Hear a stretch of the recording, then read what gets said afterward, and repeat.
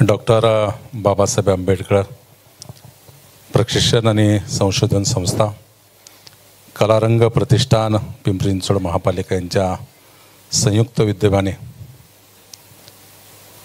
लोकशाहीर अण्णाभाऊ साठे यांची 105वी जयंती साजरी होत असताना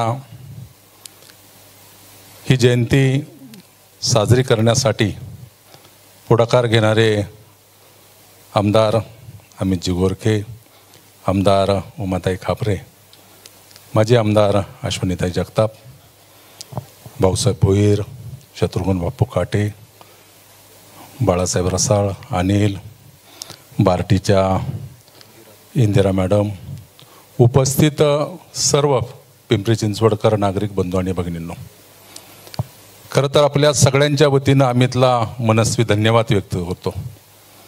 दी फोक परंपरा, मी अमितला विचारलं इंग्लिश शब्द आणि मराठी शब्द का समाविष्ट करून घेतला.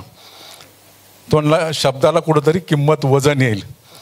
ही आपली परंपरा लोकांपर्यंत आणण्यासाठी, आपल्या कलाकारांची परंपरा जपण्यासाठी एक चांगला कार्यक्रम खरं तर अमित तू घेतला. तुला मनस्वी धन्यवाद व्यक्त करतो. कलारंग प्रतिष्ठानच्या वतीनं पिंपरी चिंचवड शहरामध्ये कलाकारांना प्रोत्साहन देण्यासाठी अमित नेहमीच कार्यक्रम घेत असतो.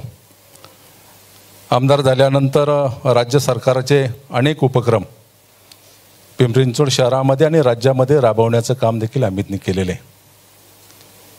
अनेक तरुणांना, समाजातल्या तरुणांना IAS IPS होण्यासाठी प्रशिक्षण मिळावं या दृष्टिकोनातून शासनाच्या वतीनं पुढाकार घेतला आणि जवळपास 5,000 विद्यार्थ्यांना पहिल्यांदा परीक्षेला बसवण्याचं काम अमितने केलं आणि आपला मनस्वी धन्यवाद व्यक्त करतो.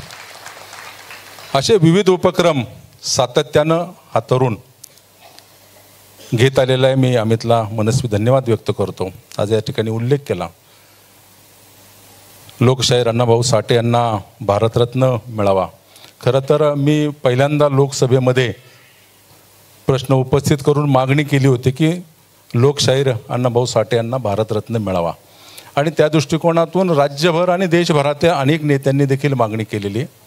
शेवट या संदर्भामध्ये जो काही निर्णय तो केंद्र सरकारच्या माध्यमातून घेतला जाईल, परंतु माणसाच्या मनातला साहित्यरत्न हा निश्चितपणे भारतरत्न आहे. त्यामुळं अण्णाभाऊंचा जो प्रवास लेखणीच्या माध्यमातून पाहिला, स्वातंत्र्यपूर्व काळातील त्यांचे पवाडे असतील, लोकजागृती असतील, ही आपण पाहिलेली, ऐकलेली आणि म्हणून अण्णाभाऊंना वंदन करून त्यांच्या जयंतीच्या माध्यमातून घेतलेल्या या सुप्त उपक्रमाला मनस्वी धन्यवाद व्यक्त करतो आणि या ठिकाणी थांबतो. ज्यांना ज्यांना पुरस्कार मिळालेत त्या सर्व पुरस्कारार्थींना मनस्वी शुभेच्छा देखील व्यक्त करतो.